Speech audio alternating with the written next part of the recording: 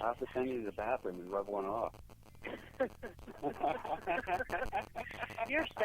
I'm gonna spank you, Jason. You need a spanking tonight. I need a hard spanking. You really do. You're just. And bite me hard. You're very bad. I'm gonna have to come up there. I'm gonna have to get up north. You're getting into trouble. But anyway, thank you for joining us tonight, Brian. I'm very excited to have you on the show and hear all about your paranormal adventures. I know you host a lot of great special events. I actually tried really to get up to one you did not too long ago at Lizzie Borden, and I couldn't get up there for that weekend.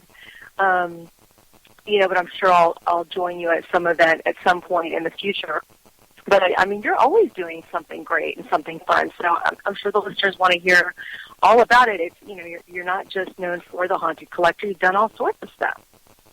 Well, thanks for having me on tonight, guys. It's definitely cool to be here. I'm going to have a good time tonight. And, yeah, I feel like I don't stop, and if I do, I'm going to die. It's kind of that, ADD thing kicking in. It's like, all right, I got to do something. I got to keep my mind occupied. We have to, I don't know, clean something or do something. And there's nothing wrong. I worked at an advertising agency for 11 years, and this was a high-stress, high-pressure environment where you had to get things done, you had to work late hours, weekends, etc., and I hate to say it, but I thrived in that atmosphere. So when I left it and I found that I had some free time on my hands, I almost couldn't get out of that rut. I needed the constant work. I needed the constant pressure to get me going. And if I had a month to do something and to turn it around, I find that I wouldn't be focused. I would do a lot of staring at the wall and just procrastinating. But doing 2 days, clarity, focus, ideas. Bam, let's get it done. And I hate to say I still haven't broken that pattern, but that's why I keep going, because if I stop, I guess I'll revert to entropy, and we can't have that. No. So you're very type A personality. I was a cosmetic account executive for years, and so I get it. I know all about that high-pressure environment and 24/7 working. So, that's good, though. It's good for you. Awesome. But typically we do some news reports, Brian, in the morning, in the beginning of the show for about 15, 20 minutes. And we got some pretty interesting ones, and we encourage you to engage in some of the conversation over these news reports. Sure. So, Jodi, why don't you kick off the first news report? Okay. I think I'm going to take historic ghost ships discovered near Golden Gate Bridge. And this comes from a very reputable Live Science is actually the website. And actually this is a story brought to us that Jason found. And this is a news story dated September 16th, 2014. And it's talking about, just west of San Francisco's Golden Gate Bridge, there is a graveyard of sunken ships. And a lot of people may not realize that that's sort of hidden back there. And by some estimates, there are actually 300 wrecks in the Gulf of Farallone's National Marine Sanctuary and the Golden Gate National Recreation Area alone, but only a fraction of them have been seen by scientists. Marine archaeologists and researchers with the National Oceanic and Atmospheric Administration, which is also called the NOAA, have set out to document those lost vessels. And over the course of a 5-day survey that actually just ended September 15th, the team discovered the sites of at least 4 wrecks, the 1910 SS Celsius shipwreck, the 1863 wreck of the clipper ship Noonday, and 2 additional unidentified wrecks. So they're looking at an area that was a funnel to the busiest and most important American port on the Pacific coast. And this is a quote from James Delgado, who is the Director of Maritime Heritage for the Office of the National Marine Sanctuaries. The wrecks in the Gulf of Farallone spans a huge chunk of history from 1595 to present. perhaps the best-known recent example is the tanker Puerto Rican, which exploded and sank off of San Francisco in 1984. So Delgado told Live Science, this website, that the team had used remotely operated vehicles and ROV to assess 8 spots that had intriguing sonar signals, and 4 of those sites turned out to have shipwrecks. So one of the newly located wrecks, which was the SS Asilja steam freighter, was a workhorse that carried goods between the Pacific Northwest and China and Japan. On November 22nd, 1910, the 380-foot-long vessel sank after it collided with a steamer named Beaver, Jason. Nice. I like a good clean beaver. I know you do. You may continue. Dramatic pause for Jason's benefit. Off Point Reyes, California.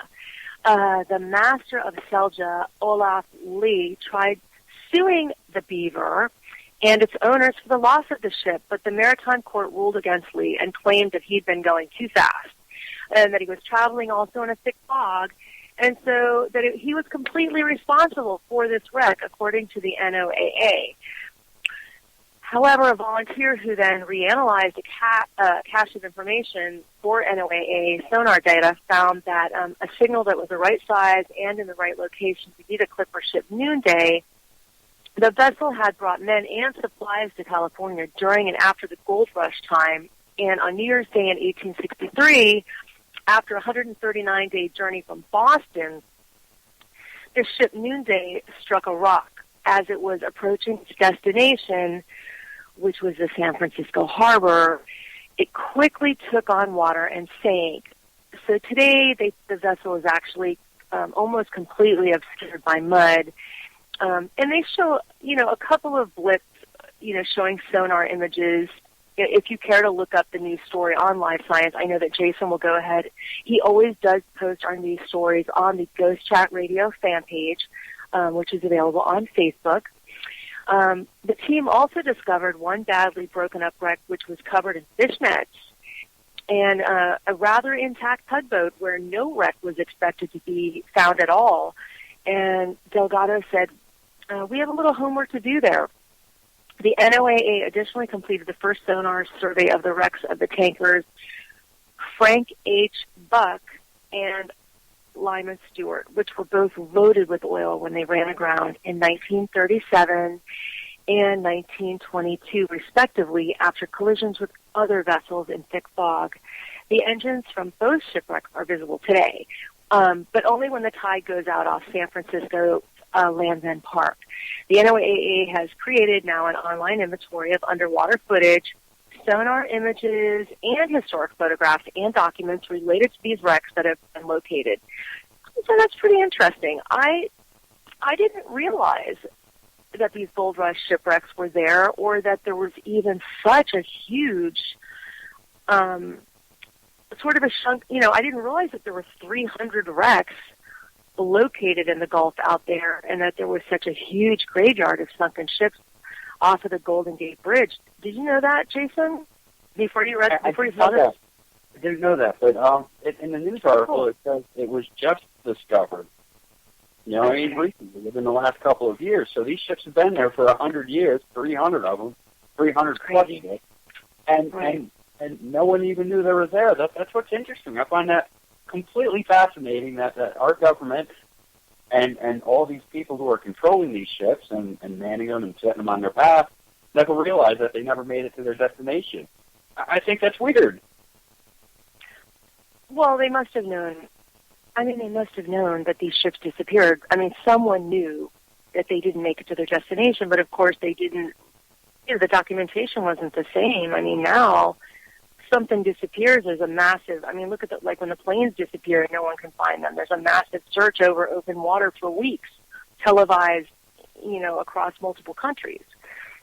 But, back then nothing like that happened. They weren't sure, if you went somewhere else or if it was hijacked or the pirates came on board.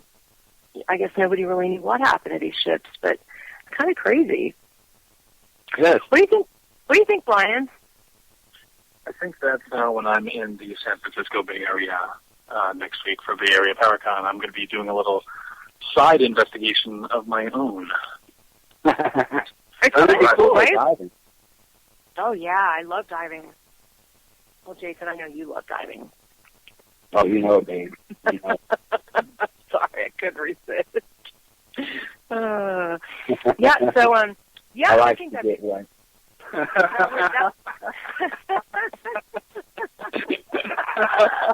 We're going to have fun today with Brian. Brian, yeah. I think that would be a totally great side trip. Absolutely. What a cool place to go and investigate. How many days is the Paracon out there? Like 3 days? I believe it's 2. I know they just recently had a schedule change due to some last-minute dropouts due to filming, but it should be great. And I love the San Francisco area, so I have an extra day off. I'm not going to complain. I love it out there. If you find the wreckage, Brian, if you find it, take some pictures of it and send it to me, because I'd love to see. Yes, absolutely. Cool. Well, what story are we going to talk about? What are we going to talk about next, Jason? Newly diagnosed brain disease may misdiagnose as psychological disorder. This is actually pretty interesting. I knew you loved this story. I knew you were going to cover this one. I do. It's on. It came from CBS. This news story. So very reputable, news place. Yeah. It says a newly diagnosed brain disease that is affected mostly young women may be behind some misdiagnosis psychological disorders, according to some experts. Anti-NMDA receptor and oh man, I can't. I gotta really wear my fucking glasses. Encephalitis, first identified in 2007, is an autoimmune disease that occurs when antibiotics turn on the brain and cause it to swell. According to CBS Stanton in Philadelphia, symptoms can include paranoia, mania, being dazed, personality changes, acting possessed, and being catatonic, which can lead... Is this about your last girlfriend? What? Is this about your last girlfriend, or...? I'm actually, in all honesty, this is describing my ex-wife to the South Bay. True story. She did seem like she was possessed. And that's okay. That's okay. Some people are fucking idiots. It's all good. Psychological instead of physical. A study in innovations in the clinical neuroscience in 2011 reported that the disease is fatal in 25% of the cases. In addition, neurological problems persist in 75% of the patients, and relapse occurs 20% of the time. Dr. Sal Najjar, an associate professor of neurology at NYU Medical Center and expert on anti-NMDA receptors and encephalitis, told Guardian that thousands of people have been diagnosed with unusual disease. However, because it is relatively new and present in itself like other illnesses, he thinks that about 90% of those who were suffering from anti-NMDA receptors encephalitis in 2009 went undiagnosed. Because of conditions like this that we're just learning about, Najjar believes that many forms of psychological disorders, such as types of schizophrenia, bipolar disorder, OCD, and depression, may be due to inflammation, which is kind of interesting. Basically what it's saying is this is a new disease that they tend to find out that obviously attacks the brain, and some symptoms such as that could persuade paranormal investigators in a whole new genre. If you're experiencing some of those minor disorders, such as bipolar disorder and OCD and so forth and so on, it's interesting. So, if anyone goes on an investigation and starts to see medications like that tend to deal with OCD, depression, or bipolar disorder, so forth and so on, you might want to take into consideration as far as what is actually causing these this paranormal phenomenon in these residential cases. Well, and I'll tell you what, bipolar disorder is no joke, because I have a couple family members that have that. They're on serious medication. Oh, they are? We'll talk about that. That's a sidebar later. Oh, yeah. But in the same token, if you do experience those type of minor symptoms, you might want to go get checked out for this newly found disease, because it could be fatal. Mm-hmm. That's crazy. It is. I like that story personally. Anything that involves the brain that's fucked up, I love. So brain swelling, I mean, as opposed to chemical imbalance, or maybe the inflammation is causing the chemical imbalance, that's causing forms of OCD and depression. I think that's really interesting. Some of these, like bipolar disorder, I know is actually the most easily transferred form of mental disorder genetically that occurs today. I think that's really interesting. So maybe some of these forms of depression that, it seems like everyone is getting right? I mean, I don't know. I worked, over 20 years in cosmetics, so with a whole lot of women, and I am not kidding you when I tell you 75, 80% of the cosmetics department, everyone is on depression medication. It's crazy. And, it's just insane. I've noticed a big jump in those sort of issues within the last 15 years or so. I think now they're saying that something like 70 to 80% of the population is on some kind of, psychological medication for rather depression, ADD, OCD, bipolar disorder, so forth and so on, which is, I don't know why all of a sudden the massive hiking in, the sicknesses, but personally, I think it's because we've grown up to be a bunch of fucking pussies in our old age. It's true. And it's true. I mean, if you grow up thinking that you're number one, you can't do no wrong, you're always going to win, and then you turn 21 years old and you find out you're a fucking loser, there's a good chance you might be put on medications afterward because you can't handle that kind of rejection. Well, that's a very good point. If your parents tell you can, be everything you want to be, and then you find out the world's a really cruel place, I mean, kids have to learn at some point, but it's trendy. I think a lot of it is, some of these medications have proven to be trendy drugs, and, it's just like being allergic to everything has become sort of trendy, and listen, I have friends that are very seriously, have celiac disease, but hasn't it become sort of trendy to be, you know what I mean? Gluten-free, or allergic to everything, even if you're not. Oh, yeah. Right? Oh, so absolutely. It's sort of like a trend. I mean, do you notice that too, Brian? I see it everywhere. Well, I just think that our society, as it stands currently, is definitely over-medicated, and I mean, this is a topic for a different show. But I mean, it's one of those things that obviously big pharma and kickbacks and all that stuff we could talk about the government for 4 hours and really point some fingers. But when I grew up, you were allowed to hit your child, you were allowed to fall down, get sick, and we turned out okay. Not saying that we're not on the medication right now don't need it. I don't want to be insensitive to those some who people really do, are helped by it. But at the same time, half the commercials you see on TV these days, if it's not for whatever competing car insurance, it's for some kind of pharmaceutical product that you need because, we don't know what it does, but it's going to help you, and you might die. But take it because there's a flying butterfly or some other cartoon that makes you want it, need it, and you feel better because, and we see this in the paranormal too. So many people want to believe they're haunted, want to believe they're possessed, want to have that explanation because then it takes it away from being themselves. It takes it away. Like there's a finger to point. Like, oh, my life is hard right now because, and I know why. I could say it's a ghost or a haunting or something's causing this. Not just maybe you and your choices and having to change your life or maybe take responsibility for some of the things you've done at all. But yeah, I mean, I guess I take a lot. I take Excedrin a lot, but I try not to rely on pills and stuff because you really get reliant, and then your body needs it, and then when you don't take it, you find yourself unwittingly hooked. Yeah, it is really. And listen, I mean, I had a serious accident. I broke my neck. Like I had to take medication. I know how it feels to feel like you're seriously hooked. How hard it is to get off of it. I can relate. But society as a whole is definitely over medicated for sure.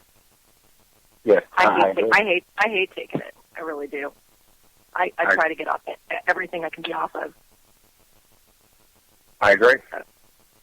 Get medications, a little bit of pot every once in a while, and you'll be happy. It's natural. It's natural. So is snake venom, but I would not want to inject that in me. Oh, my God, no. So is poison ivy. That's 100% natural, but I'm not going to put that in a box and smoke it.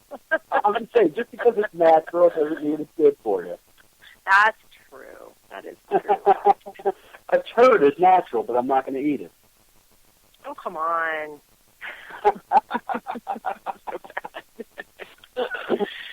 All right.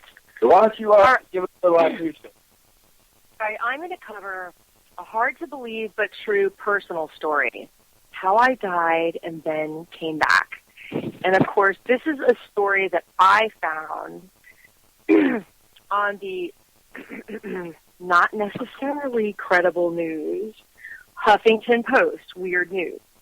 But every now and then I like to cover a little Huffington Post because they're fun stories. It is interesting. So this is a story written by a person, and, you know, the year was 1983, and he worked as a UN secretariat in New York, the last day of his summer leave at home in Moscow. The whole leave was spent in the rustic countryside village, far from the spoils of civilization. And he says, since we had a rare luck of getting the Bolshoi tickets for this last evening, I thought I would better call one good old friend of mine who I did not manage to see during this vacation and tell him we would meet the first thing next summer. But when I did, there was this sort of startled and awkward silence for a moment at the other end, and he asked me, where are you calling from? And I said, from here in Moscow. Why are you asking? Well, just according to my info, you should be calling from other places, was the reply. And he did not understand what kind of a joke his friend meant, and he said, bye-bye. All right, well, the whole reason was because this gentleman, everyone had heard that he was dead. So then, the moment before he stepped out of the door, a lady who was also in New York called, and his wife picked up and said, oh, I'm so sorry, started to call her, but his wife interrupted and said, it's me who is so sorry. Can't talk, late for the theater, we'll get in touch later. The next day they boarded an Aeroflot flight to New York in good humor.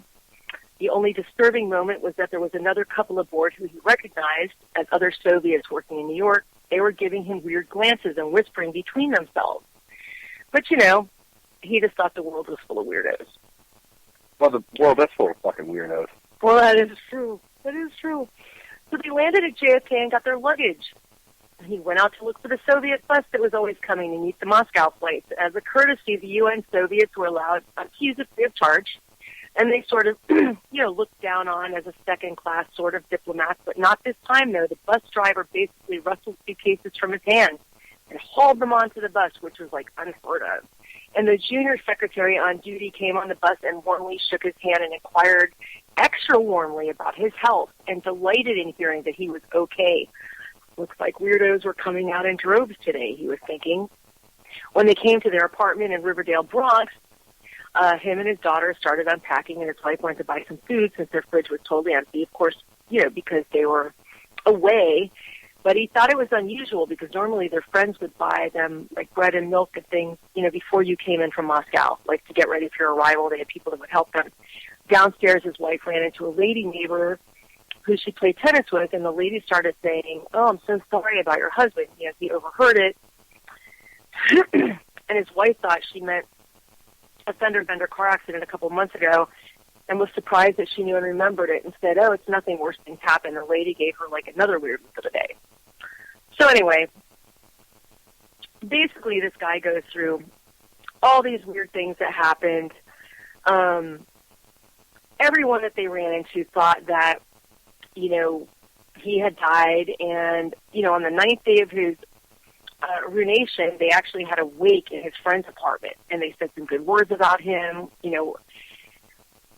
and, people, consumed, in celebration, alcohol and all of that. A few other friends, saw him come back. Like, people started joining in to observe his resurrection. His wife came in from the supermarket and was surprised to discover, like, this whole party was going on because everybody thought that he was dead. so he explained to her that, vodka was being consumed for a very good and valid reason. So this whole puzzle got explained in a day or two, and it turned out that there was another Soviet chap in New York with the trade mission who had twin daughters, the same as he did, who were even the same age as him, and the poor guy indeed was hit by a car. But since the lady who had told the story to everyone in New York had never, I guess, heard that there was two different guys, she was immediately convinced that it was him and brought the tragic news to everyone. And it was the widest possible circulation. So basically, everyone in the Soviet circle in New York society had heard that this poor gentleman had died. So, of course, when he suddenly appeared from Moscow from his wife, they were completely confused. And so this guy, completely felt like he was resurrected. I mean, everyone treated him completely differently than they did, which is bizarre. People that weren't nice to him before were nice to him now. People that never spoke to him were speaking to him now. Everyone was surprised to see him. And, the bottom line was that, he realized that, first of all, apparently people actually do believe that you can give them a call from the other side. You know what I mean? They believe that you can give them a phone call from the other side as a spirit, because at least two different people asked him, who actually did believe that he was dead, where he was calling from. So, second of all, they do believe that a person doesn't come at full strength after a resurrection. If you're being resurrected from the dead, they repeatedly feel like they need to ask you about your health and help you do everything, like with your luggage or up the stairs or going out to get things. And thirdly, his wife had to live for a couple of days with the reputation of being a cold-hearted bitch, because every time someone asked her about how she was or what happened, how he was, she immediately dismissed them offhandedly, like all of the condolences that people tried to offer her, because she had no idea what they were talking about. So, isn't that weird? Don't you think that that's bizarre?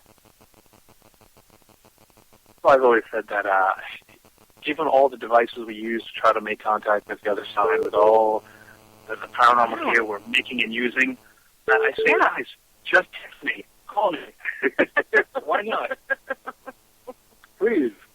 I can imagine the confusion of the poor guy, but, I really like that most people believe you can give them a call from the other side, because, of course, I did that. Because my husband is 5 years old, and it was my grandfather, and he did contact me from the other side. I'm believing that.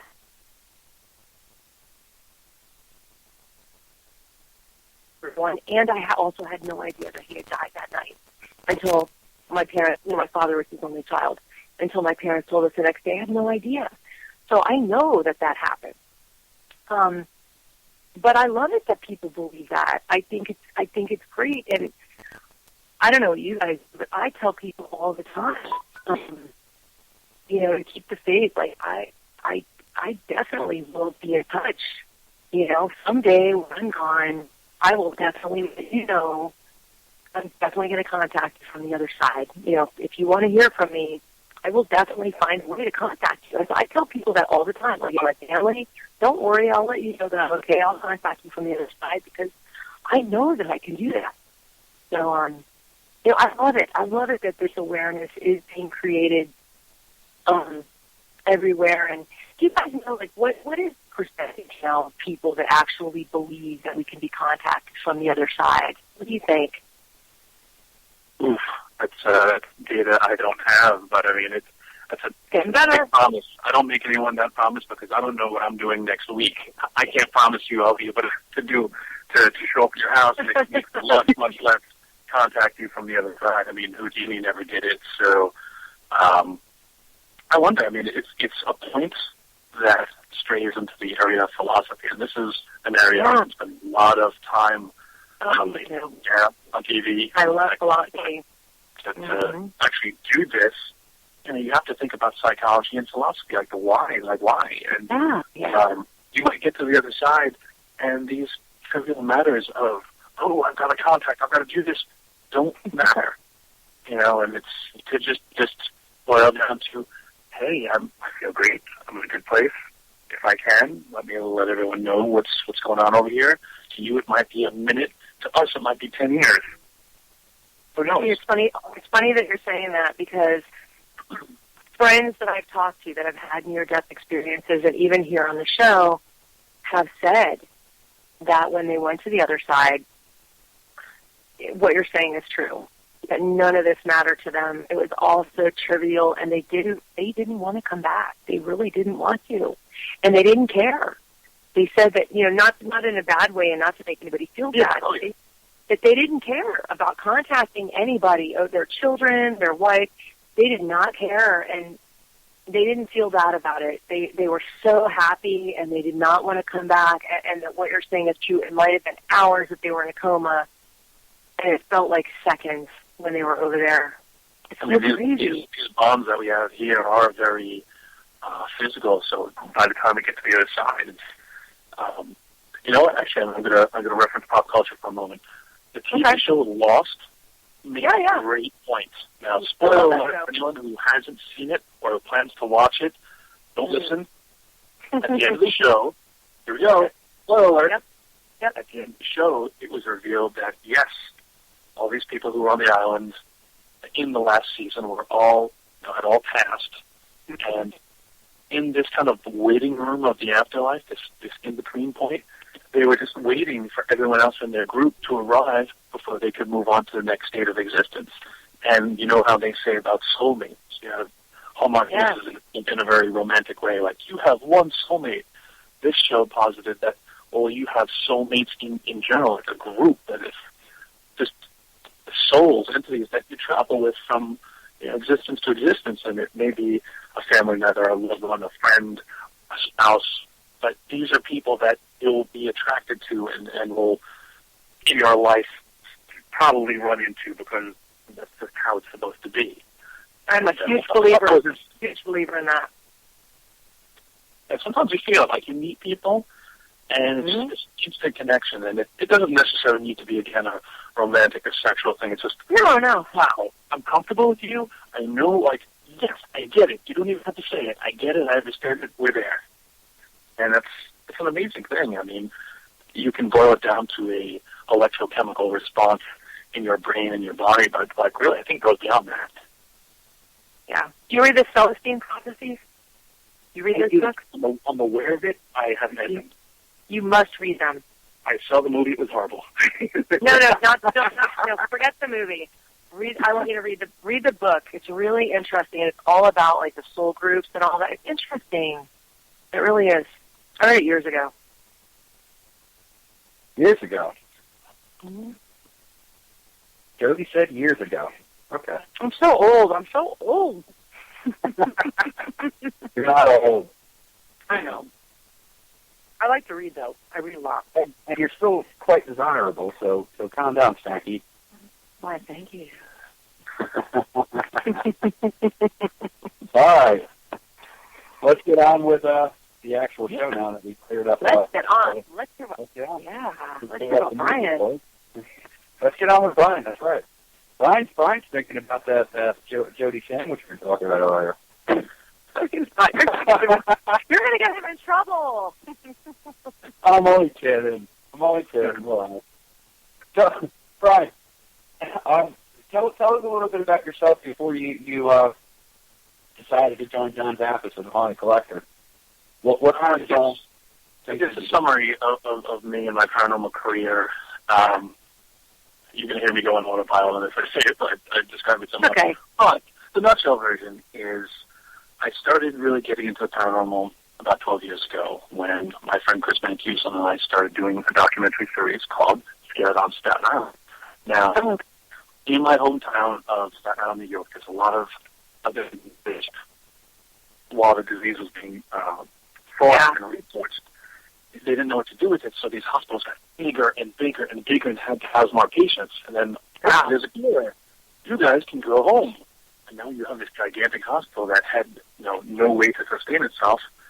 They would close, they would be abandoned, and then the forest would come and take it back over. So in Staten Island, we have a lot of structures like that. And, of course, any building that remains abandoned for any period of time, you start to hear the rumors. About ghosts, and then about satanic activity with devil worshippers in the forest. Oh, yeah. Who used to teach them and drag the bodies of students 10 sublevels below. Oh, God. And all rumors and all legends have a kernel of truth in them. They start from probably one point of fact. You have to wonder, like, okay, well, which of these facts is true? And for us, we were really fascinated by this, so we decided to explore these for ourselves. Now, before that, I mean, I've always been interested in the supernatural. Back when I was a kid, it wasn't the paranormal, it wasn't the supernatural, it wasn't cool. It was the occult. Oh, yeah. And you were the weird kid if you were into that. Yeah.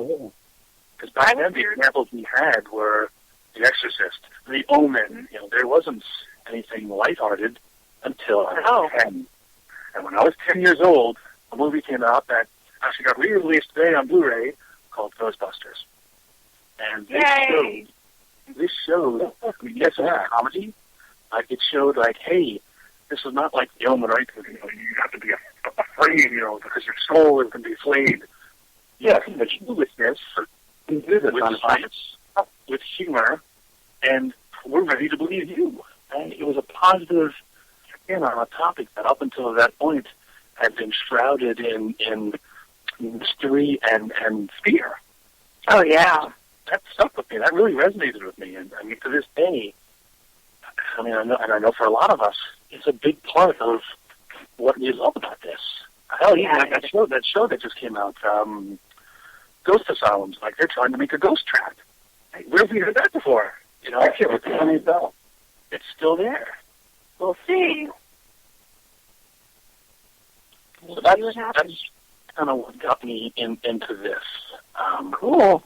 When I was young, I kind of believed in everything and not really believing in anything. And I became a very huge skeptic. Even all the things that I previously found wondrous about our world. And I think that's just a natural progression. You come out of college, you think, hey, I've paid for my education, so I know everything. And now you discover how wrong that is very shortly. But when we started this documentary series, I was a skeptic. And I was there to disprove the reports. I was there to find the logical explanation. And I mean, that is still my modus operandi. But in the 12 years that have passed from our first filming of Scared to now, since we're talking on the phone with you guys, I've read, I've researched, I've gone on tons of hunts, I've resorted, I've seen it.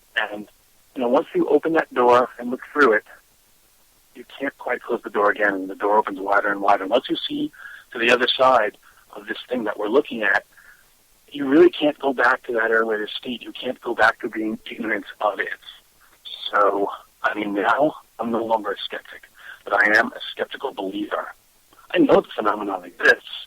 It's the people who report it that I don't necessarily believe, because some people are just nuts. People are nuts. Oh, yeah.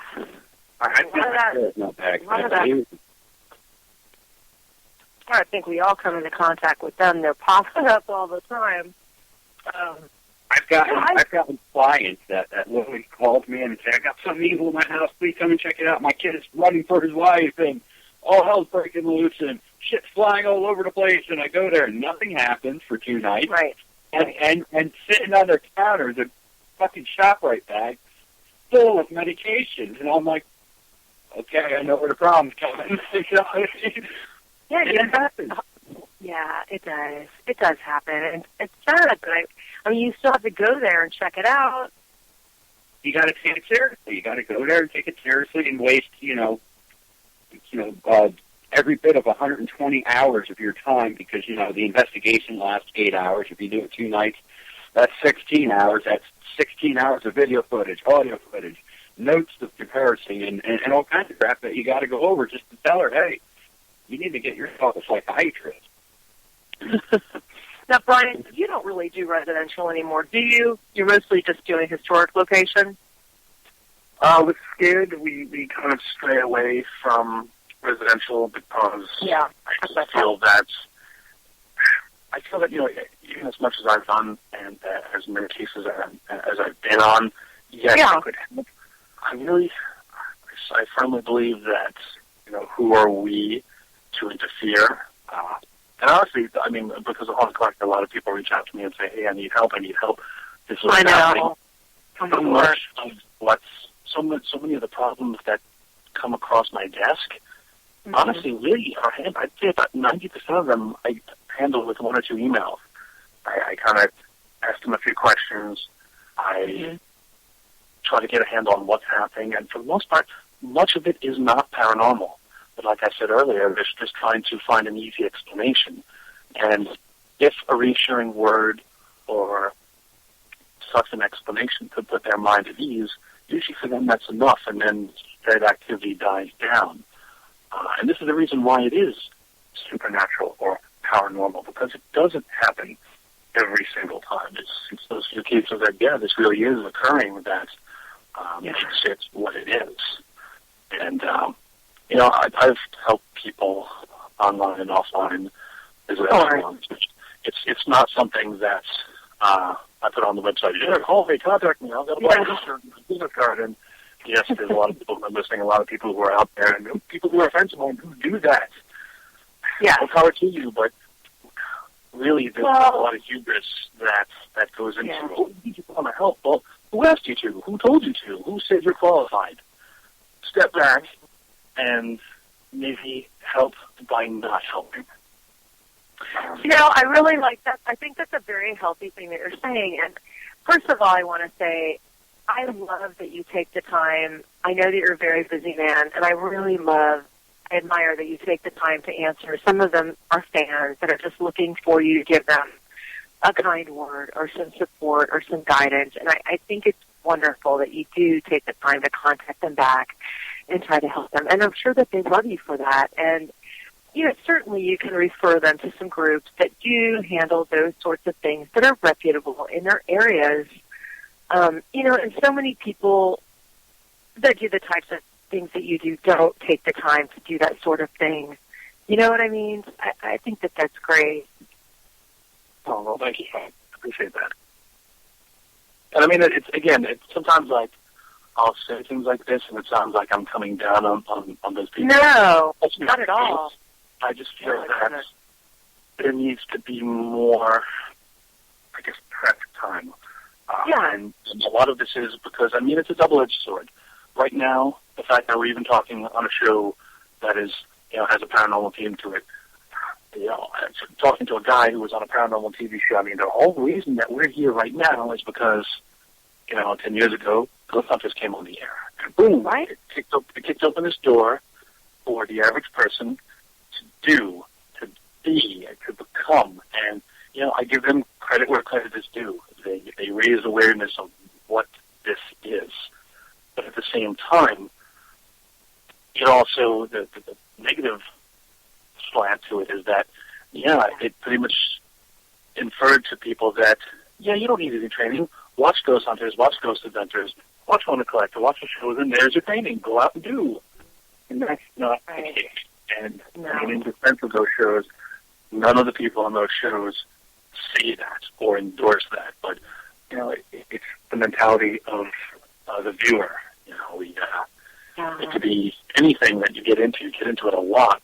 But here, there's no direct line of responsibility. Like, again, I say it a million times. I can't watch Grey's Anatomy or House MD and then go operate on someone this weekend. Oh, your stomach's hurting. Let me check that. I want to help. Here's my website. I have the medical symbol on my T-shirt. Something a great acronym. And I'm here to help because on the bottom of my heart, I want to help you. And that's great. I love that people want to help. Positivity is great. I just feel that it's sometimes does more harm than good. It's true. And we talk about this all the time.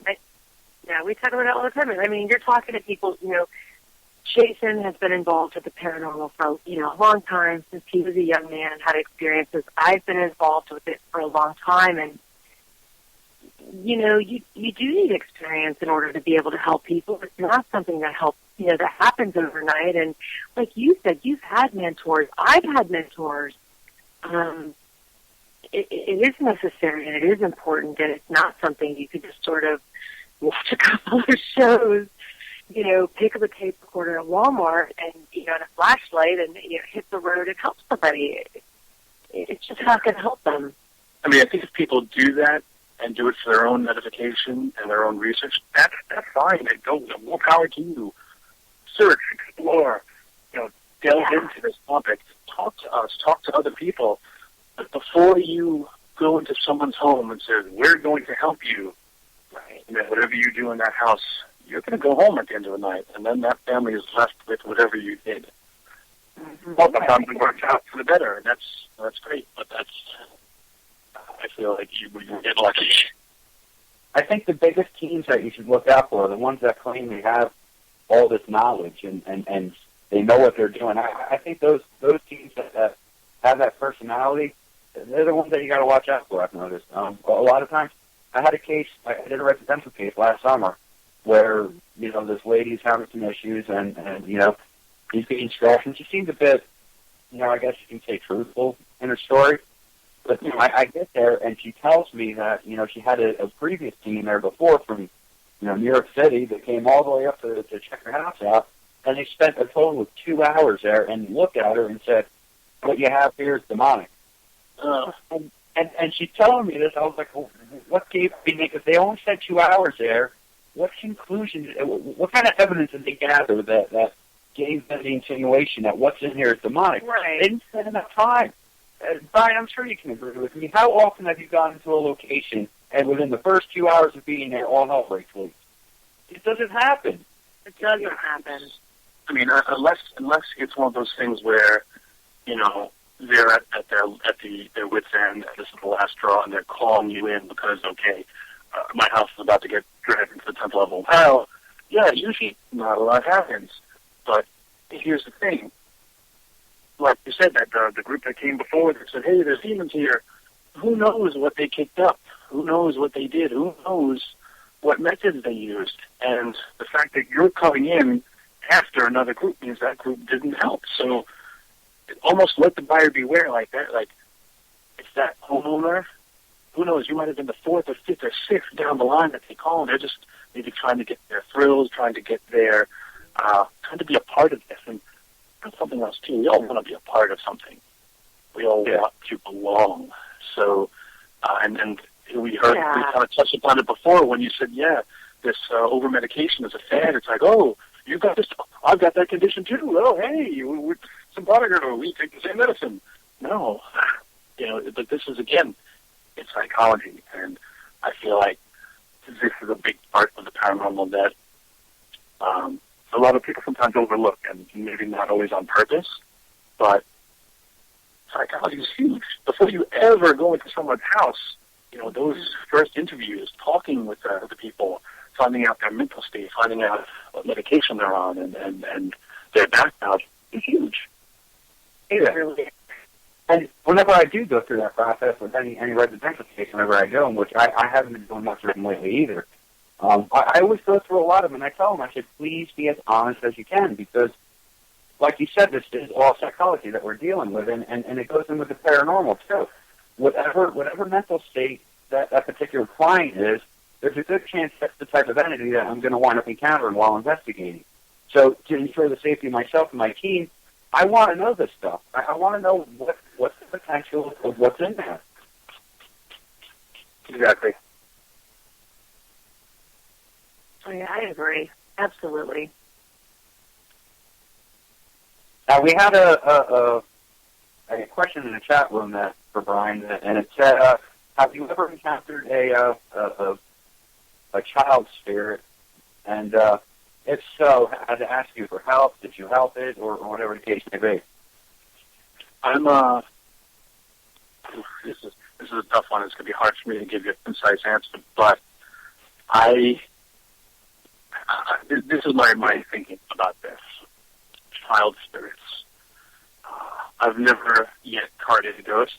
I've never yet gotten a definitive answer on the age, gender, or situation of something that was communicating with us. So a lot of times when we get those answers, we're almost just taking it at face value. Sure. I also feel that there have been times when we were being deceived. So I would be careful because our landmark case, I think every group and every investigator has one case that really resonates, that colors their experience. For me, it was a place called the Grand Midway Hotel. And without going into the entire story, there was something in this room that was masquerading as a child. And our psychic, she's a mother, she's a psychic, so she's feeling, she's kind of falling for it. And really, it's reeling her in. It's reeling her in because it makes you feel sorry for you. It's trying to access your empathy, like, oh, I'm a child, I was abused, oh, and then that's when you let your guard down and you say, oh, I want help, I want to engage, I want to, how can I help you? And then boom, they've got you where they want you. Turns out that no, this was not a child spirit, this was something masquerading as a child, and when we pulled our psychic aside and kind of spilled everything we knew, the ball game changed right after that. We went back in the room. The quote-unquote child that was there before was now this 7-foot-tall gray figure with a melting face that was trying to threaten her, and the entire feeling of the room had changed. Oh, wow. And he's like, okay, the jig is up. And you've seen it in so many things before, be it pop culture or stories or fables or whatever. You got to be careful. But I guess to answer the question, have I ever encountered a child spirit? Maybe. I've encountered things that identify themselves as children. Have I helped?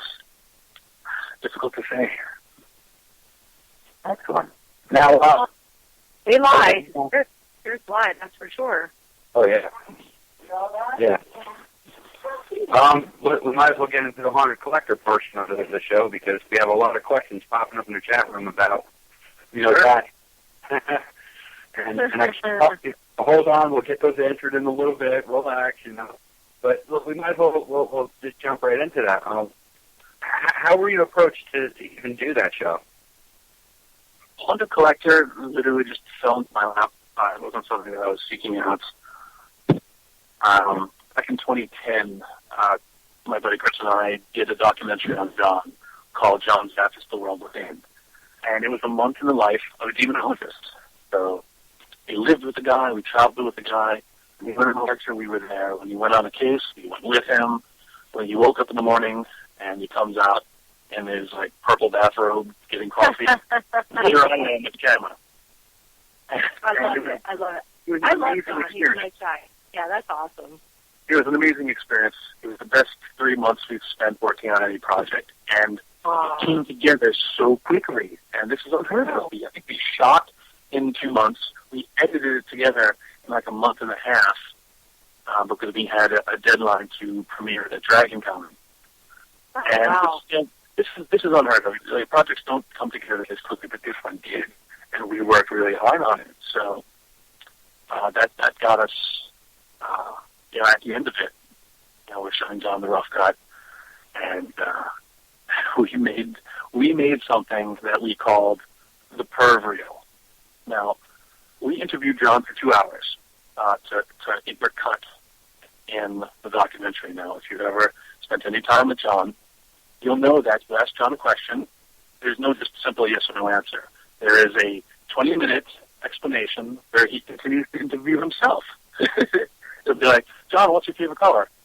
Well, the thing you got to remember about colors is that they hold on to energy. Why? Because the way, and he'll introduce new questions to answer, and it's brilliant. The man gave us 2 hours of gold, but given that, we had a lot to whittle down, and sometimes there were non sequiturs that, taken out of context, sounded really bad. So for us, we cut together these things kind of humorous, and for some reason, we thought it would be a good idea to show this to John. So we're like, John, we got this reel we got to show you. It's the Perv Reel. Here, watch it. and it was like maybe 5 minutes of just interviews, segments cut together, taken out of context, perform really horrible things. And after it was, we're watching it, he's not moving, he's not reacting. We're thinking, oh crap, maybe we shouldn't have done that, we should have showed it to him. And it ended. 10 seconds passed in silence. This was the longest 10 seconds I may have ever experienced in my life. Oh, wow. And then he just busts out laughing. He snorts. He almost fell off his chair. And we're like, oh my God. And we're like, you think it's funny? He's like, that's just hysterical. John, you almost gave him a heart attack because we thought, you were mad. And, at the end of this project, we said, okay, well, I get some friends now. And he goes, nope, we're family. I'm like, oh, hey, how was that now? And when it came to pass the next year that one of John's TV projects came to fruition, the production company said, yeah, you need a techie guy, you need like a scientific guy with you. And this was a family show. It was to be him, his wife, his kids. So he says, hey, Peppy, what are you doing? So I'm not doing anything. And I just gotten out of advertising. So I said, yeah, I'm free. So that's really how it came to be. I guess I was the other Zappis kid. Aw, that's awesome, though. How fun. Yeah, you guys always, I could tell that you guys all had, like, a really cool, really tight, really cool dynamic on the show. It just always looked that way. It always seemed that way. And I've only worked with John once. Down in New Orleans, I had done, it was actually on PTN. When PTN first started, I did a seance with him and an investigation down at the Haunted Mortuary. And I loved him. He was such a cool guy and just so down to earth and unassuming that I instantly loved him. And so I loved watching him on the show. And I knew he had always wanted to have his own show, And, yeah, you guys just always seemed like a real family, you know what I mean, while you guys were filming that. I know, too. And that's the one thing I liked, because, again, not saying anything bad about the other shows, a lot of those people are thrown together, and, hey, you're the cast. With us, we weren't the cast. We were literally family, and even that season 1, that had been on John's team for 10 years, so... We used to bicker and fight like brother and sister. We used to, laugh and have all this stuff. I wish you would see more of that on the show, more of the funny stuff and the laughing and the... that would have been great. The outtakes. I would have loved that. I think everyone would have loved to see that. Because I think anyone that watched that show could see the different dynamic that you guys had, because it was paranormal, but it was a little bit different. Like, everything about it was a little bit different, and that's what I liked about it so much. When I do larger conventions, I do carry with me Haunted Collector Season 3 blooper reel. So some people do get to see some of those funny outtakes. It's literally, you have to come see me to see it. Totally, definitely. When I see that you're going to something that's close by, that I'm going to make sure I send you a comment, bring the blooper reel, because I would love to see that. Awesome. Okay. Good time.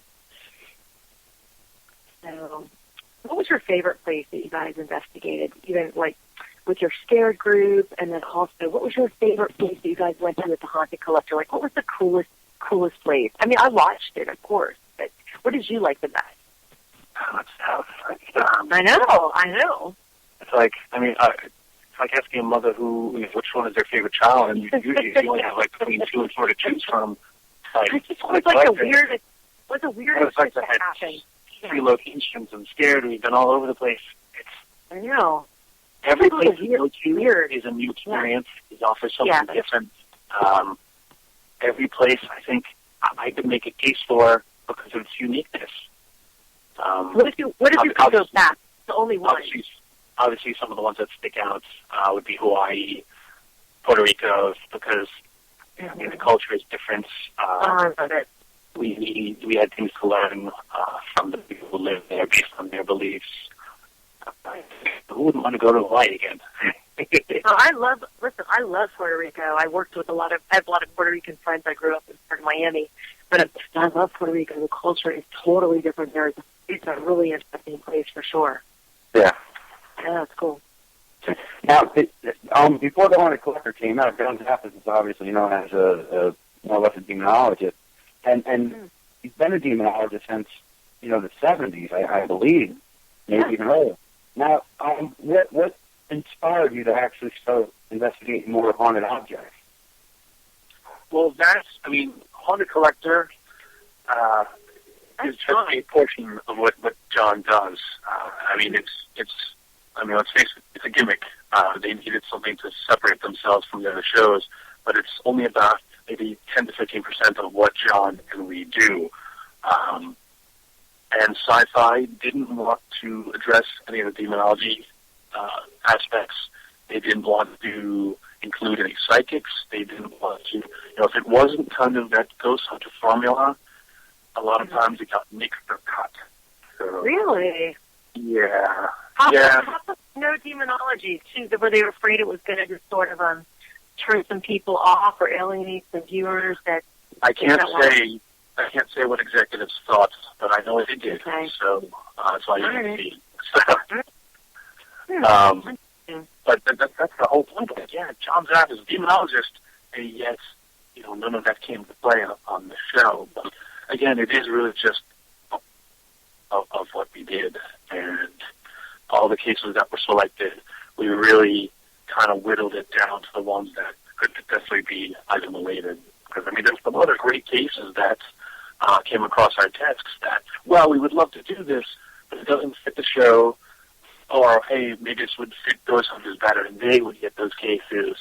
Oh. So, yeah,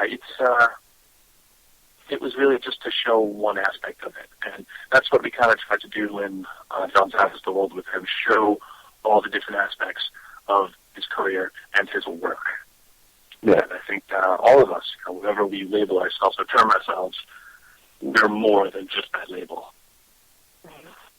Excellent. And I think it's time to do some dumbass trivia. What do you think, dumbass? Dumbass trivia.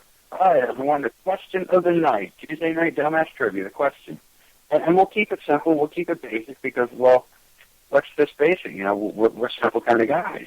Can I ask a question? Did Brian just come out with a card game? Is that yours? Yes. I think that should be. That's not a dumb question. That's actually an excellent question, and the answer to that is yes. I just thought that was my trivia question that I thought of earlier. That can't be dumbass because you just answered it. It's for the listeners. Right, but they don't know that. What is the name of your fantastic new card game, Brian? Here's the thing. Like I said, I've been doing paranormal for 12 years, and when we started, no one else was doing documentaries. No one else was doing a web show. Now, everyone is doing a web show. Everyone is making documentaries. And when the world is in, we zag. So I said, you know what? Let's do a card game now. And the card game is called The Three Pillars, a paranormal card game. And the Three Pillars is a reference to how our team is built. The Three Pillars, our team's home team of Scared, is built on what we call the Three Pillar system. And that's scientist, skeptic, psychic. Three different viewpoints to act as checks and balances so that your investigation is more well-rounded. And as a consequence of this and the investigation we go on, we often don't agree. And that's okay. The one place that we actually came out in 100% agreement was the Grand Midway Hotel. And that's, again, you'll hear me bring that place up over and over again because it really was that profound of an experience for us. Oh. Excellent. But you just answered that, so we can't use that for dumbass trivia. My dumbass things there. That's right. Okay.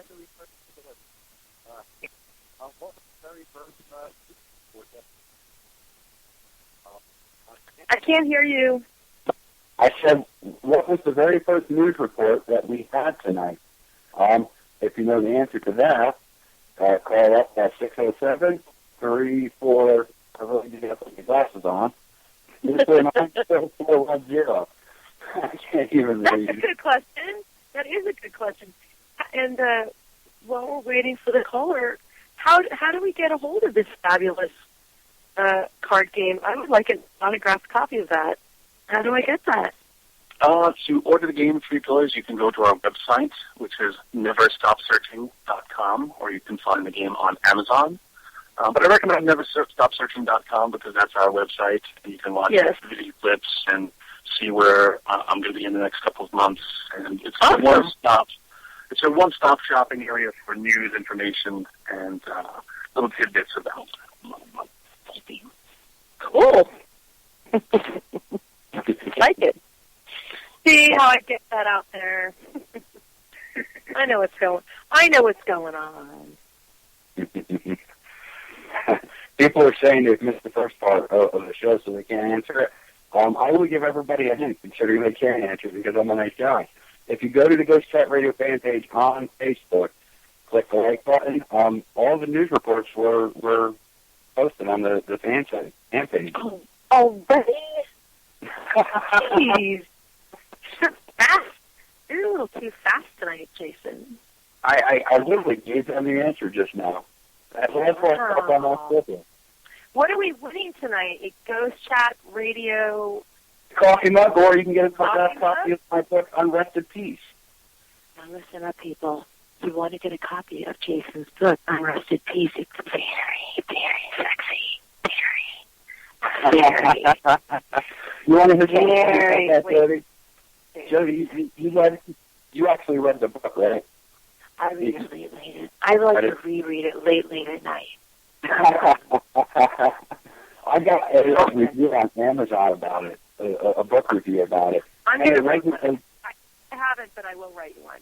Well, it wasn't a good one. The guy said, I swear to God, this guy said, and I shit you not, and you read the book, and you laugh once I say this. He said that, Jay, since I've been on thousands of investigations, I would have handled your investigation that you did in the book the complete opposite. Oh. And then he said, dude, by the way, what is up with the Christmas cover? And I thought to myself, Jodi, how much of that book is actually investigating? It's not. It's all It's not. It's about a 14-year-old boy. It's personal. It's a personal story. Yeah, it has some ghost activity in it, and it's also about sex, and it has a lot of other things in it, but it's about all these things mixed together that help me grow emotionally, psychologically, and physically. Well, what originally piqued your interest in the paranormal, how you originally became interested in the paranormal. That is the story. That's basically the story, yes. It has nothing to do with investigating at all. And the Christmas cover, it's an abandoned church. I'm just going to say, haters got to hate. Haters got to hate. And that's the problem. But of course I had to, comment back on this dude and tell him flat out, it's obviously he didn't read the book at all, because it's not about investigating. And if you read the book, you'll know why I chose that cover for a cover. That picture for a cover. He didn't even read it. He was from a competitive radio show. That's right. It's all good, though. It's all good. I don't care. Are you sure that wasn't Zach? It probably was. He actually had a true story, and I haven't said this story over the air yet, but I have told selective members that have messaged me. Don't you do that. I first started radio, which was about 2.5 years ago, 3 years ago, almost 3 years ago. Mm-hmm. I used to harp on some of the TV shows. Him happened to be one of them. Oh, yeah, I did it quite frequently. Now, the network that I was working for at the time actually got a call from his attorney saying that I could not make fun of him no more. Aww. That's funny, yeah. It's okay. Now you know that I like those boys, so be nice. So if people don't know why I stopped making photos and stopped joking around about them, that's why. You stopped? Wait, you stopped? I kind of did. I'm not as bad as I used to be. Okay. When was that? Well, you've just been a behavior since I told you that I was one of the original members of the GAT. Yeah. What would you stretch your legs for? Set them on a little bit of beer? No! No, you know I'm not like that. I bet you're setting up pictures and I had a crap saying, I wasn't. You know what? I know something. He's not even the one I used to talk to. I used to talk to Nick Frost all the time on MySpace, way back in the old MySpace days. I never even talked to Zach. It's all good. But anyway, tonight's show's not about that. It's about Brian. So we definitely all about Brian. That. And he's better than them. Anyway, there. It's a funny story, though. Yeah, it's funny. I never made fun of Haunted Collector, though, because I love John Zappis. I have a lot of respect for John Zappis. Mm-hmm. And John Zappis has actually been on TV many times before Haunted Collector. He's appeared on a lot of documentaries as a demonologist and so forth and so on, which I'm sure Brian knows. He's such a good guy. Everyone loves him. I mean, I don't know anyone that doesn't love him, honestly. There's a few that don't like him, but that's okay. Oh, haters. Gotta hate. They're just jealous assholes. Exactly. That's where that comes. That's where that comes from. Brian, were you kind of upset when the Haunted Collector stopped filming? I'm sorry, was I what? Were you upset at all, or had any kind of aggression when they decided to stop filming Haunted Collector? What happened? Obviously, I was disappointed. Yeah. We were waiting, and they're like, we're not sure what's going on. We don't know if we're going to get started. And typically, we always filmed in the winter, so by November 1st, or sometimes in October, we were gearing up to go.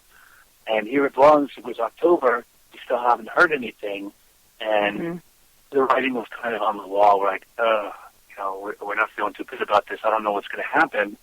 And in October is our big college lecture month. Every year, Chris and I and John, we go on our lecture tour, and we go on our paranormal mystery tour, and we hit college campuses, and we're doing our lectures, and people are asking, hey, when's it coming back? And I would tell them, I'm not sure, hopefully soon. I might be leaving after this. But on Halloween, we were informed by the production company that, Sci-Fi didn't pick it up. And I'm like, wow, what news to get on Halloween. This is like the paranormal person. Oh. Yeah. Thanks for that. That's actually paranormal Christmas right there. Wow. And there was really no indication at all before that. Like, everything was cool. You guys did the season before. Everything was fine. You're doing appearances. And then I blogged about it on my blog sites. I said everything I had to say on there, and none of it was bad. And it's not like there's a tell-all about Haunted Collector. It was a great experience with my family. Yeah. Of course, I missed being on the road with those cats. If we were doing another season, even now we'd be getting ready to go. And I'm just glad that I got that time at all. I wasn't looking to be on TV. If I'm never on TV again, that's fine. It's not a big deal to me. But, I still have those people in my life, and that's what's important to me. Yeah, they're friends. So where are you going to go from here, Brian? Like, what are you working on? What's your next big project, or can you say what's going on? Yeah, of course I could say. The next thing is slow, as anyone in the paranormal field knows, unless you're one of two people in the paranormal field, one of whom we mentioned on the show not 5 minutes ago. Yeah, you've got to work for a living. You got a day job. You've got to pay some bills. So my day job is sucking the life out of me. But we're working on a documentary series called The Paranormal Compendium. Now, there's a posit that I say over and over again, and I even said it tonight. So many of the people in the paranormal field get their sole education from TV. That's That's not good. It's not. To address that, we said, okay, look, if you're not going to read, if you're not going to research, if you're not going to do all the things that we're telling you need to do, let's give you the basics of what you need in a DVD series, in a documentary series. And we want this to be like the cosmos of the paranormal. We want this to be the through the wormhole with Morgan Freeman of the paranormal. And Awesome. It's not how to investigate, it's why. And I love it. It's for the paranormal field, by the paranormal field. We have a panel of great people from all the different shows, people who aren't on the shows, inventors who make the equipment, longtime veterans. And we want the average investigator to know the names of the people who came before us. We want them to know who Rodovate and Jurgensen are. We want them to know what the Fox sisters started. We want them to know about Tesla and Edison's work. We want them to know why we use millimeters.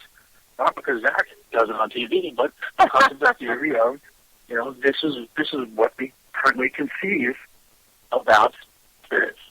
And we're dividing it up into a couple different volumes. And the first volume is theory and tech. And this is kind of the meatiest installment, so it's coming out slow. We want it to be out by December, but I don't think we're going to make it. I think it's going to probably be pushed back to next May to premiere at the at Phenomenon in Gettysburg. Okay. Excellent. I mean, that can't really be a one part. I mean, how many parts will that be? I mean, 4? Right now we have 5 parts. Oh wow! Okay, this is meant to be the kind of encyclopedia desk reference set. So if you're a newbie, great, sit down and watch it. If you're experienced, sit down and maybe get reminded about some things. And we don't want it to be like a boring, gigantic monolith of just pure facts. We want it to be entertaining too. So we're trying to get that balance. Yeah. And something like that is actually good, and quite frankly, I'll support that 100%. Because again, like you said, a lot of these people, they watch these TV shows, and even your TV show, The Haunted Collector, they would watch that and assume that everything that you're doing is how you have to do it. And I've often said on the radio show, I've often said in post many times, and in the comment I mentioned earlier of the review that I got, the guy would have investigated it the complete opposite, which I didn't even investigate, so I don't even know what he's talking about, that every investigation you do, every entity you come in contact with, every style that you wind up going, everything you wind up doing in there to try to find evidence and help out clients or gather information or research or whatever the case is, it's always going to be different every place you go. Because if the theory is correct that we are, and I'm sorry, this is just the way it is. If the theory is correct that we are indeed investigating dead motherfuckers, human nature, I mean, we're all different. So every spirit is going to interact with different equipment, different gear. They're going to interact with different people in a completely different manner than one to the next. So, sure. I mean, going in there trying to think, this is how I would do it, this is how I would do something, or this is how I would set up my equipment. That's all bullshit. You have to get a feel for the environment. You have to experiment, and that's why investigations take so long. That's what they don't show on TV, which I wish they would show a time lapse, in my honest opinion, with these shows, because, like I said, I mean, you're not going to go in there in 2 hours. You're going to get, hell's going to break loose. It could take a long time, and you have to, try to engage in some kind of activity or conversation with whatever's in that house that they can relate with in order to draw out some kind of, activity so you can get the research done properly. To play devil's advocate for a moment. I mean, it's poorly done. It's almost swept under the rug. But I mean, I do see on a lot of the shows they do make it a point to put the time on, like 7:53. They're doing this, and then 9:22. Like they're trying to show that there's a lapse of time, but it really doesn't come across. You don't get that feel of we've been sitting here for 4 hours and nothing's happened yet. That's the thing, is that people don't get it. They don't understand that in order to get these little pieces of evidence that we gather, and also all of us, we could have done 3 or 4 investigations where we got nothing, and we spent 2 nights there, you know what I mean? And then we went to one investigation where we spent 10 hours there, and, they're consolidating it into a 1-hour show to show these little bits that we really did get that were interesting to show to the world. And I think that maybe new paranormal groups don't quite get that. And maybe I think it's great, this educational program that you're talking about, and I love Morgan Freeman to the Wormhole. I TiVo that. I live for stuff like that. If I could get that guy to just narrate, all he has to do is just read the phone book, and I would listen to it. I would too. Him and Omar Sharif. Like anything with those voices, I am there. I am there. So, Andy Dufresne. Someone like James 52, Andy Dufresne became a paranormal. Oh my God. Yeah. I mean, that's it. And I think that maybe, and having it be put out, by very experienced and well-known people like you guys, maybe some newbies will sit down and sort of go through that, and maybe it will help them because they don't see it. And they do think that it's that easy. They think that what they see on a 1-hour show, that it really is that easy. Okay, I'm going to get this equipment. I'll throw it in a bag. Somebody's going to call me. I'm going to go there and set it up. And everything's going to happen. And this is going to be what it is because that's what they said on TV. And it just isn't that easy. And they don't realize that these people that they see on television spend years learning about this. And to say something good about the shows, because sometimes it does sound like I'm coming down on them, and it sounds hypocritical because I was on the show, but I wasn't always on the show, and I'm not on one now. No. But I think the shows are good in that they get people interested in the topic, but shows are entertainment. Like, let that be the genesis of your journey. Let it be the start. That was interesting. They did that on TV. Let me read more about that. Not, hey, let me go do that tomorrow. And I think that's where the divide is, that people don't realize it's entertainment. And here's the thing: our shows, would air, and John and I would watch them. We'd feel great about them, and then immediately the haters would come out and say, and we would spend the next day or so responding to criticism. And what people have to understand, and this is true with all the shows, like you just alluded to, it's 3-4 days of investigating boiled down to half hour or an hour, and it's impossible to show everything that happened. And at least I can only speak for my show, but the editors did an amazing job of making us look like rock stars every week. They never fabricated anything. Everything that happened in the order that it happened, so they never used our words creatively, like the proverbial. What they left out was incredible. Sometimes there was better evidence that was done, but because people don't know get into the storyline that they wanted to show, if a great EVP ended in a dead end that didn't, deliver any results, it was cut in order to get us to the end of the story. I see. Yeah, things do end up on the cutting room floor that are interesting sometimes. That's for sure. Now, has there been any kind of evidence that you've collected that you wish would have made it into one of the shows?